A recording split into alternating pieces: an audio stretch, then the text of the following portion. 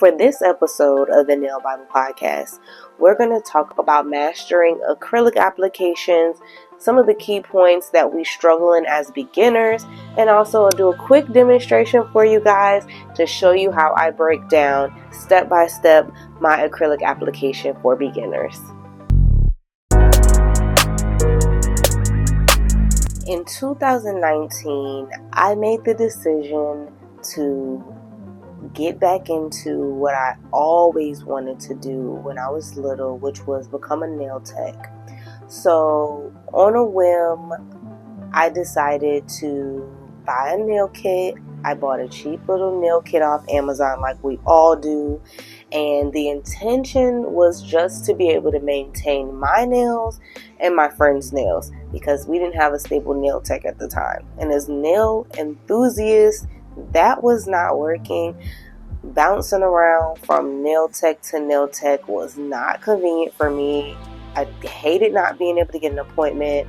I hated not being able to find someone that I can consistently stick with, that I know the quality, things of that nature. So I decided, hey, I always wanted to do nails. I went all around the world with my careers in fashion and beauty, and finally ended back up in nails, which took a chance and said, I'm going to learn. This is going to help me. I'm going to make sure my nails stay done. My friends' nails were going to stay done. That was the intention. As soon as I started learning, I loved it. Yes, I was struggling. Yes, my very first set, which I'm going to put on the screen, took me 5 hours, and I didn't even get the other hand done because it was 4 a.m. The house was filled with the smell of monomer. Everybody was just trying to sleep and not pass out from the fumes. So I just gave up. And I just woke up the next day, decided to soak them off, try it again. And that is really how I got started. After that, I started taking pictures and posting all of the sets I was doing on myself, and then started to ask my friends, hey, would you like to be a model for me? Which, of course, yes, who doesn't want free nails? Now, how I operate when it comes to, when you're a beginner, we often have the question of how much should we be charging, if anything, and who, to whom, I should say. So I always say, if you ask somebody specifically as a beginner, hey, I would really love to do your nails, that I feel should be a free service, because I am asking you to do me a favor. You're being a model to me. I'm just starting out, and I know the look I provide is not going to be a 5-star look. So this is a way for me to get practice and for you to get a set. Even if it doesn't look good, it doesn't matter, because I can just soak it off so the client doesn't have to wear them if they're not nice. But you never know. This is how we learn. This is exactly how I got started. So using my friends as models, and then using myself, and then of course when all else fails and you feel like you have no one else to practice on, we're going to always use our practice hand. When you use your practice hand, it is just as good as working on a regular person. So don't neglect your practice hand because you have clients now. In the meantime, in between time, go back to the drawing board, get your practice hand, soak those nails off, drill those nails off, start over. And this was the schedule for me for the first 3 to 4 months. I was practicing on myself. I was doing my research. I was using my friends. I was watching a lot of YouTube videos. And I was doing research in the My Lady Handbook on my own, which is the handbook that you're going to be studying when you go to get licensed as a nail tech and you have to take the state board exam. These items are always available to you. You do not have to wait to go to school. You do not have to wait to take someone else's class. You can find all of these resources for free online. And also you can find your My Lady handbook and other things related to actual state board testing and licensing online, on Amazon, and on other sites that sell books for education. You can find that right online, usually for a low price. Those typically aren't free, but you can definitely find a refurbished or a gently used copy of the books that we're looking for, even an online copy of the books that we're looking for, to study on for your self-practice online. And usually they'll be under $100, under $200 at the max. But in comparison, if the handbook is only $200 and it costs you $2,000 to go into nail school and you cannot afford that right now, the handbook is definitely going to give you the same benefits. It's just going to be a self-taught method. So if you are someone who feels like you need a push, then of course going to school is going to help you stay on track. It's going to help you because you're going to have someone telling you this day the assignment is due, so we're studying this chapter to this chapter. But don't let that bad habit stifle you in your own business, because here you are in charge of everything. Your success is dependent on you, and your failure is dependent on you as well. We take full accountability for everything that we go through when it comes to being an entrepreneur. So instead of waiting until you have the funds to afford that class, let's start learning now. Teaching ourselves, getting the manuals, practicing on ourselves, and practicing on those who are available to us. All are going to be inexpensive ways of learning and inexpensive ways of building up your education before we jump into the next step. In many states, they are going to require that you become a licensed nail tech to practice. So my state, I'm in the state of Virginia, they do require that. What I did was started learning on my own, started taking small amounts of clients to practice, and saved up the money to pay for my license. Once you are in class, now you are a student / an apprentice. So that opens up the door even more for you to be able to take clients. So that is one way to get licensed here in the state of Virginia. But you also can just go the full-blown student apprentice route. So that means you will look in your area for salons, and the way that you would find this would be to go to your state website for those who do your Department of Regulations. In Virginia, ours is DPOR. So you can go to their website. You're going to look for our category, which is under cosmetology and barbering. You're going to go to the nail technician area, and you're going to choose to look at all of the salons and schools that they work with or that are accredited to teach or that you can apprenticeship under. You're going to go through that list, choose who's closest to you, who's reasonable, look through all of those people's websites, call them, and this is going to be how you can decide whether you're going to want to become a apprentice, so working directly under a licensed nail tech in a salon to get your hours, or if you're going to attend an actual nail school to get your hours.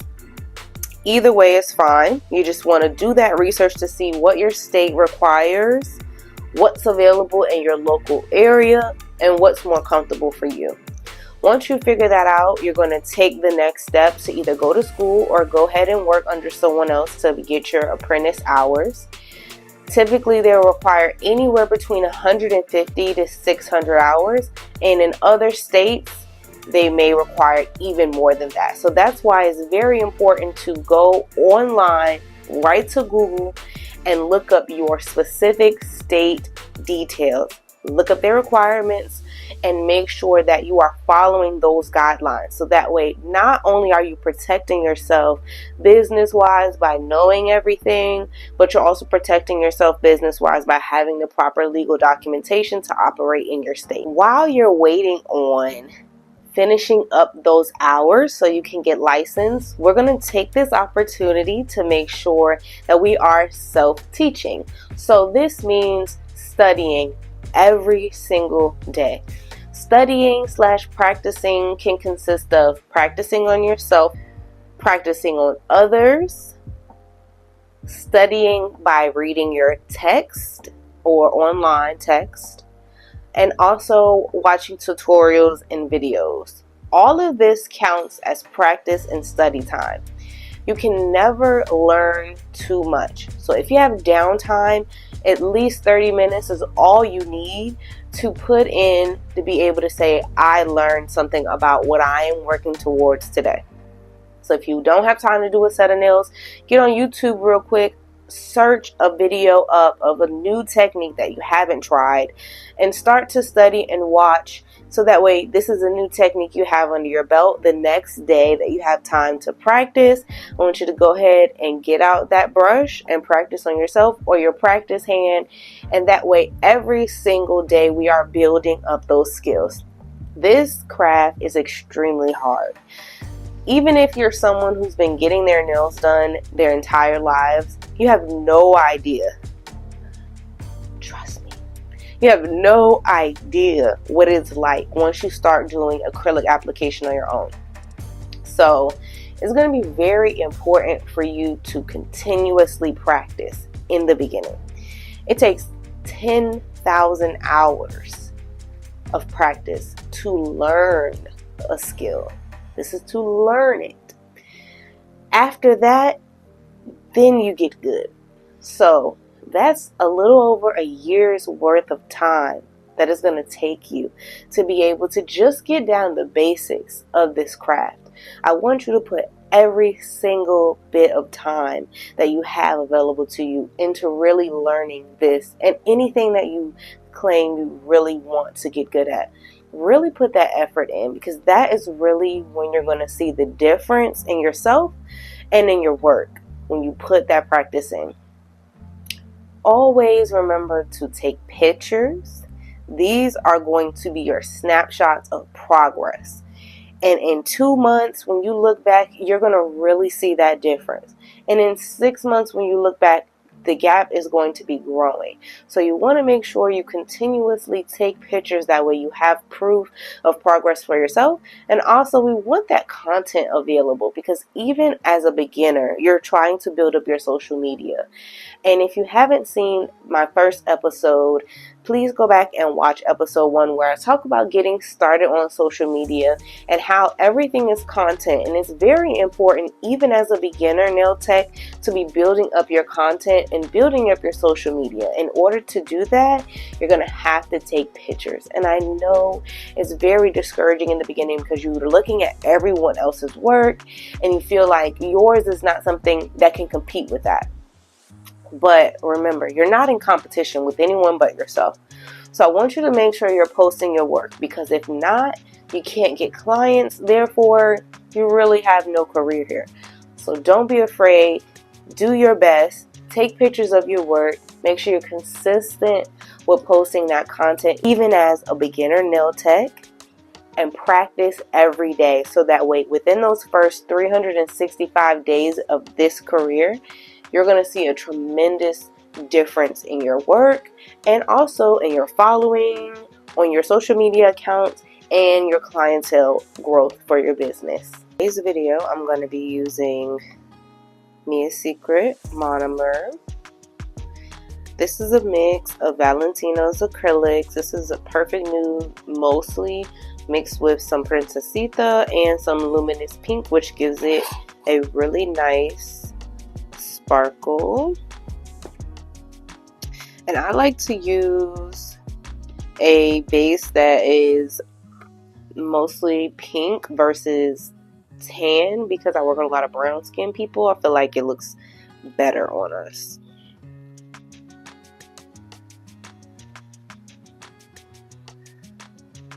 So we're just going to pour out a little bit of monomer. I prefer to use a bigger dapping dish because I feel like when I'm doing a full set, this is going to get me through the set. I don't have to keep pouring monomer out, in and out, in and out. I could just go straight through my set and I'll have enough monomer. Or usually I will also go ahead and do a hand-to-hand switch. So I'll put a little bit of monomer in for one hand, do the whole hand, and if it's cloudy and stuff, I'll pour out whatever's left and go ahead and do the same thing for the next hand, just so you have clean monomer for each hand. Now when it comes to mastering application, the key is your brush, the type of monomer and polymer, which is your powder that you're going to be using. There are different types of both. So there are fast setting powders and standard setting powders. Typically, the average setting time is going to be about a minute. If you get a slower setting powder, like a beginner acrylic, they could be up to 2 to 3 minutes. So the thing is, you want to make sure that you're not using a brush that's too big. A lot of people are recommending that you start with a brush that's like 16, 18, 20. Never. You want to stick with a brush that is 8, 10, or 12 at the max, especially when you're just starting. The smaller your brush, the less monomer it holds, the easier it is for you to master your liquid to powder ratio. So this is Young Nails' signature brush. This is my favorite brush. I've had this brush for a little bit over a year. The only thing that worried me at first was the bristles were coming out quite a bit as I was doing my application, but they stopped. So now my brush is like the perfect size. This brush, when I tell you, is perfect. I've never used anything in it but monomer to clean it. No acrylic gets stuck in it, so I definitely recommend you try the Young Nails signature brush, and I'll put it in the description box as well to help you master your acrylic application. So a good brush. If you're not able to get this one, which you should be able to catch it on sale between now and Christmas, so that's going to save you a big chunk of money. But if you're not able to get this one, I recommend that you at least get a good Kolinsky brush off Amazon. Pana has a good one. Sugar and Cream is also another really good brand. You just want to make sure that they are 12 or under, especially if you're a beginner. Trust me when I say your brush is one of the most important things to mastering a good acrylic application.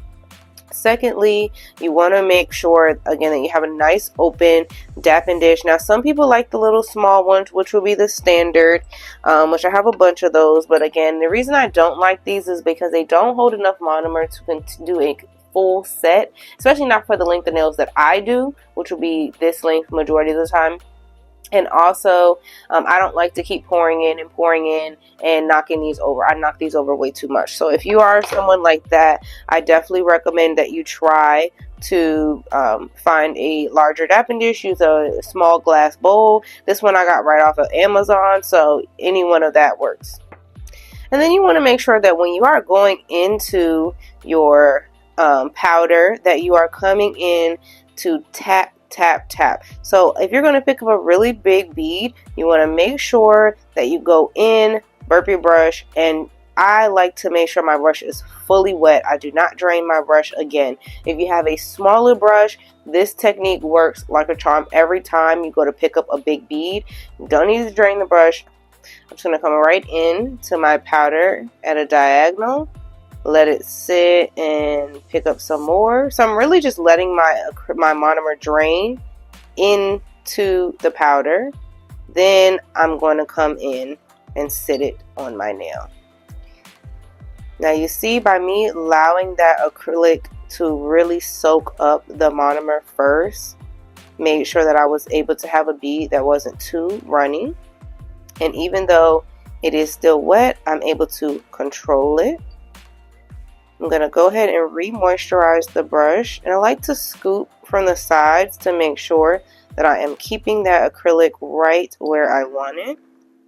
And the motion is all about a pat, pat. So as you can see, I did absolutely no swiping. with this bead. When you start to swipe, especially when the bead is still really wet, you're just going to disrupt the bead too much. So the key is to pat it back in place, and we're going to just continuously pat. I'm going to come back into client's view for me, which will be this view since I'm working on myself. And I'm going to pat that down because I want to make sure it's nice and flat so I don't have that much work to do when I'm doing my shaping. And then as the bead sets, I'm going to make sure to come in, keep those sides nice and clean. And then always taking my brush to come in and make sure the sides are clean before everything sets up. Now there's a lot of people or nail techs that like to go by a specific bead method, or amount of beads I should say. In my opinion, there is no such thing as a specific amount of beads that you need to lay on a nail. It's all about building a specific structure, and I really wanted to show you guys how to build up from a really long nail so that way you can see it's all about the structure. It has nothing to do with the amount of beads. Some people say it relates to speed. The least amount of beads you use equals a slower time, or sorry, a faster time of application. None of that is important. What is important is knowing how to control this acrylic, which is super hard in the beginning, and also knowing how the nail structure should be.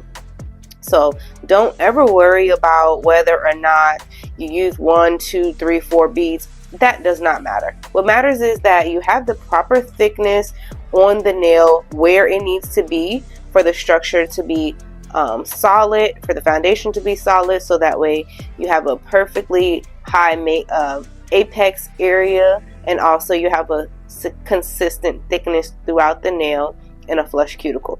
That is what is important when building the acrylic nail from any length. It doesn't matter if it's this length or if it's just a regular shorty. The importance is the structure of the nail. When it comes to doing your nails this long, you want to make sure that we are starting from the bottom, working our way up to the base of the nail. That's always going to be the easiest way to make sure that we build the structure up properly. And I want you to start with a minimum of 3 beads. A minimum of 3 beads. A minimum of 1, 2, 3 beads, guys. Okay? So we're going to do our next bead.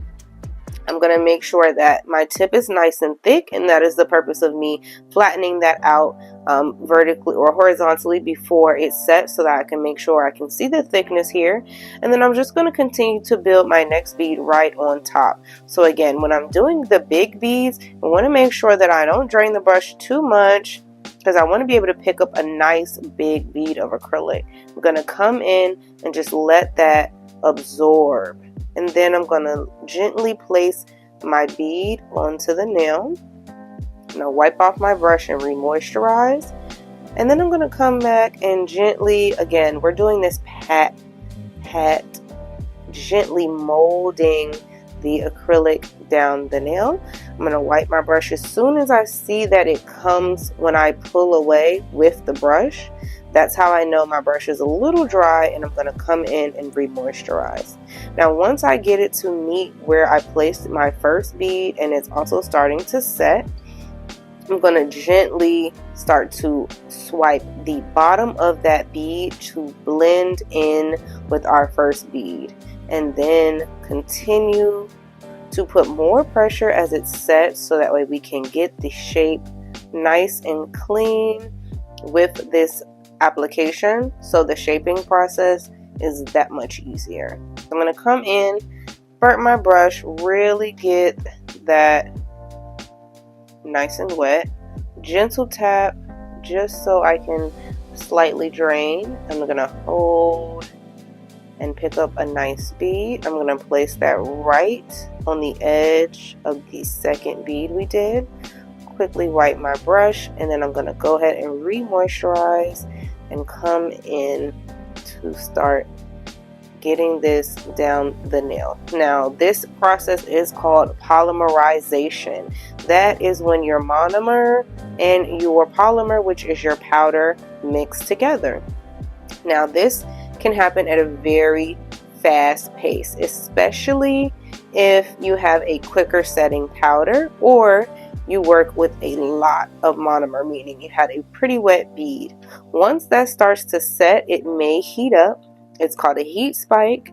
And again, that is just because the polymerization of the monomer and the polymer is happening pretty fast. You're going to just take the client's hand and spray the nail with alcohol. Alcohol is the key to slowing down that heat spike and making sure that it doesn't heat up too much so that it's uncomfortable for the client. So remember that if your client is experiencing heat spike from the polymerization of the acrylic or the setting of the acrylic, go ahead and spray the nail with alcohol, and that is going to cool that nail down almost instantly. These are the blue auto shop towels as well, guys, so I always recommend that you use these when it comes to wiping your brush. These are really absorbent, and also the roughness of it is great for really pulling out particles that may be stuck in your brush and helping to really keep your brush clean, on top of making sure that we are always keeping our brush moisturized and wet throughout the application. So let's go ahead and for our apex bead. Now, apex bead is going to be the bead that sits right where the free edge of the nail begins. This is going to be the part that takes the most weight, so this needs to be the highest point or the strongest point of the nail. It doesn't matter what length the nail bed is on your client, this is going to be the highest point of the nail. So we're going to go ahead and make sure we get a bead that is equal to size of the others, but also something that is not too big for you to handle. You want to place your bead right on the free edge. And I'm not going to re-moisturize because I don't want my bead too wet right now. I'm just going to use my brush and gently, with it being drier, keep the bead where I want it. Now that it's starting to slow up or set, I'm going to gently pull it down the nail with a pat, pat, pat. Again, on the top, once it starts to set and we can put a little more pressure, we're going to blend the bottom of that bead in. Try your best when you're doing your beads not to put too much pressure and bring the entire bead down when blending. Make sure we're only blending from the bottom of the bead, so that way we can keep the thickness of the acrylic right where we put it at. Just like that. We're going to place the bead for the cuticle right in the middle of the natural nail, instead of trying to place it really close to that cuticle area. We're going to place it right on top of where we put our apex bead, and then we're going to lightly take our brush and push it upward into the nail, the eponychium or the cuticle area.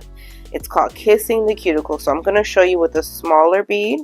I'm going to go ahead and get my brush moisturized. I'm going to halfway drain my brush.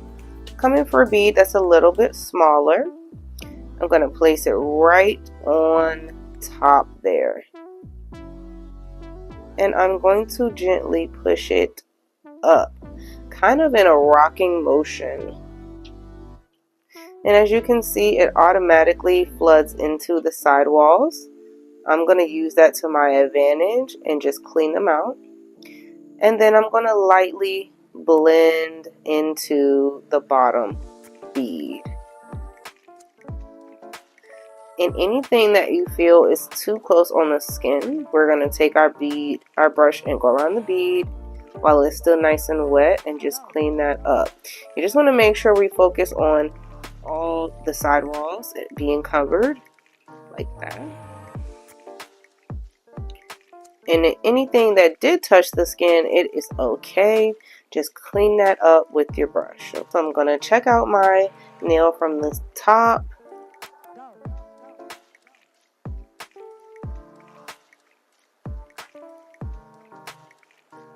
And then I'm going to check it out from the side to see if my apex is high enough and that my thickness is consistent with what I need. Now it is a little bit flatter than I would like for the cuticle, so I'm just going to come in with one small bead. I don't want this to be too runny, so I'm going to actually drain some of that additional monomer off. Then I'm going to place my bead, and then I'm going to come back and re-moisturize my brush to help that bead move around. Now remember, if you feel like your bead is a little too dry when you place it on the nail, you can always re-moisturize it by coming into your monomer and placing a little bit of extra monomer into the bead, and that will help it get moving. And once I feel like that is at a point that I like, I'm going to check it from the side. Now you want to have that nice soft incline up to the apex area.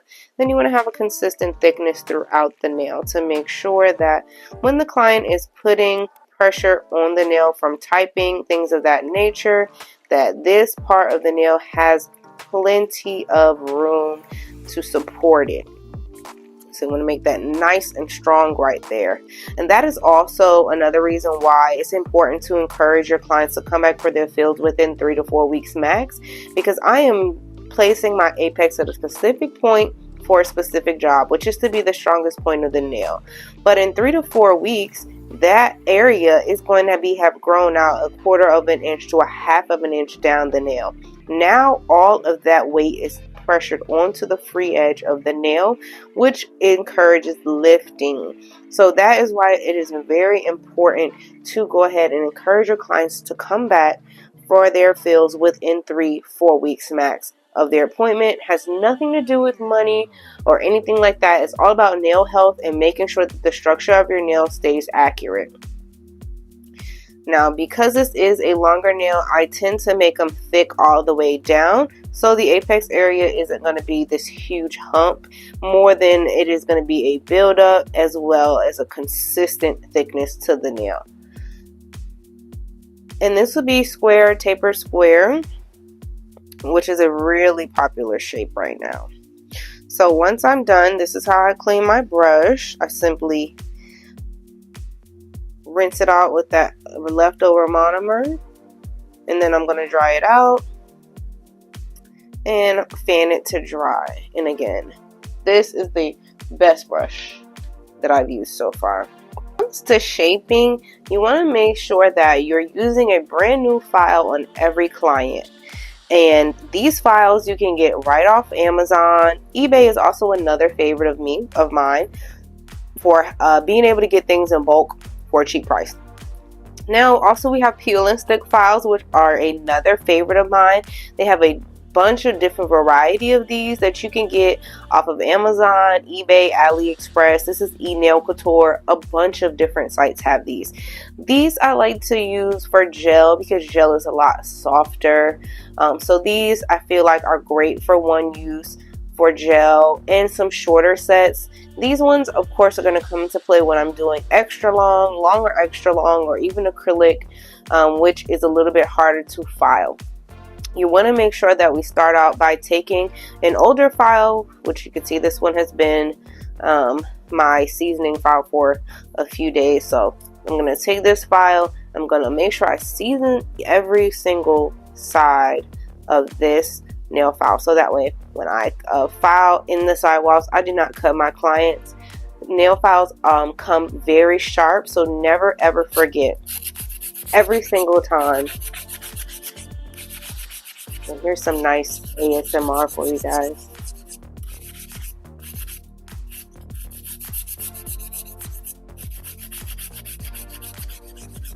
Just hold the file vertically, and then we're just going to go straight up and down.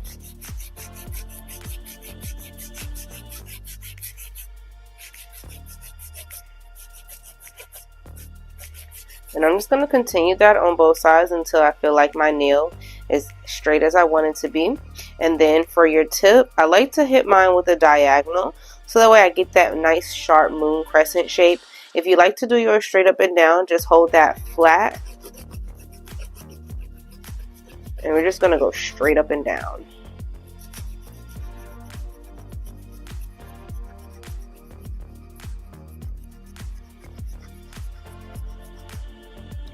to clean that up. Or you can tilt at a diagonal, go straight up and down, and that'll give you a different shape as well. There's so many different ways to finish this off. You can finish off with the e-file as well if you have a lot to debulk on the nail or your application isn't as clean. But I want you guys to focus, especially as a beginner, on using your hand file instead of depending on your e-file. I find that your shaping will improve a lot better if you practice on mastering that hand file first. So we're just going to smooth out the top with our hand file going back and forth.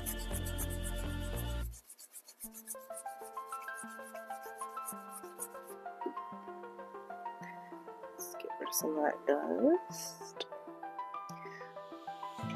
I see a little divot here, so I'm just going to continue to file. Now I want to thin out the bottom a little bit, so again I have that nice decline down with a consistent thickness to the bottom.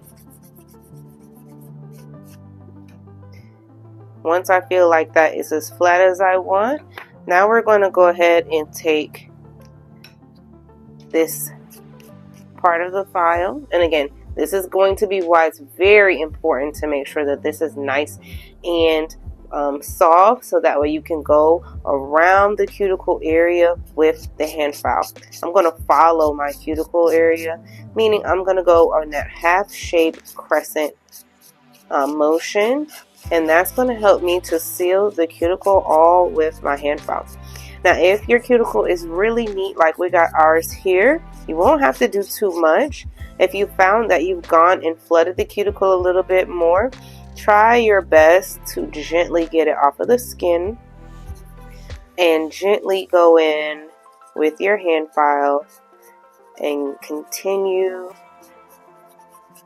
to seal that out, getting as close as you can. And just following the shape of the eponychium. You're going to do this on all sides. And that is how you would seal up the cuticle with your hand file.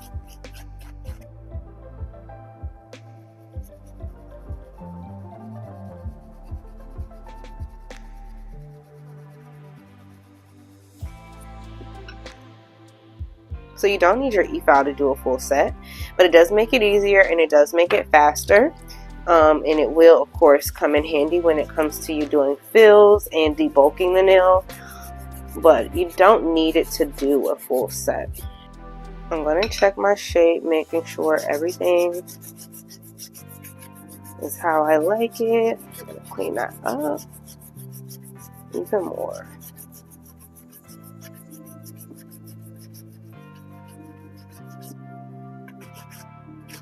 I want to make sure that we don't forget the underside of the nail, as it is part of the presentation. So I'm going to get the underside on both sides. And just a little more on that sidewall, but remember, we don't want to over file and expose the sidewall. So we're only going to file until the sidewall is just about right there.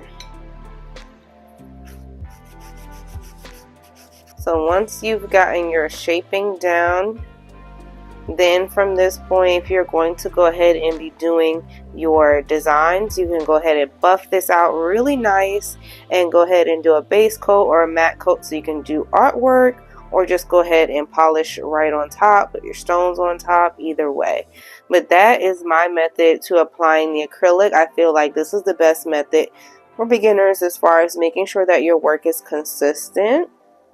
Look how pretty that is. Use that. Ooh, prop. Pretty. And then also we want to make sure that we're depending on our hand file more than anything when it comes to doing our shaping and our cleanup, just in case we don't have an e-file available, or if you're not advanced enough that you're at the e-file level. This is how you're going to be able to achieve that same look without that and just using your hand file.